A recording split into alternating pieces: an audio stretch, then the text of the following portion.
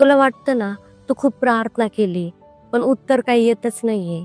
तू खूप वाट पाहतोय, पण बदल काही घडतच नाहीये. पण एक लक्षात ठेव, परमेश्वर नाही म्हणत नाही. तो फक्त म्हणतो, थांब, मी काम करत आहे. बायबल म्हणतं यशाया 40:31 मध्ये, जो परमेश्वराची वाट पाहतो त्याची शक्ती नवीन होते. तर मग का थांबावं? कारण थांबल्याने परमेश्वर आपल्या आतमध्ये काहीतरी घडवत असतो. तो आपल्याला मजबूत करत असतो. तो आपल्याला तयार करत असतो. त्याच्यामुळं थांबणं गरजेचं आहे. जर त्यांनी आधीच दिलं तर आपण ते आशीर्वाद सांभाळू शकणार नाही.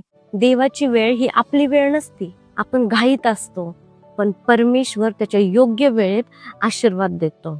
त्यामुळं थांबणं खूप गरजेचं आहे.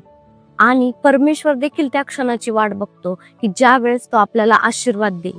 तो देखील त्याच वेळेची वाट बघतो, त्या क्षणाची वाट बघतो. आणि ज्यावेळेस तो क्षण येतो ना, त्यावेळेस तूच म्हणशील की प्रभू येशू, इतकं सुंदर, मी तर मागितलंच नव्हतं.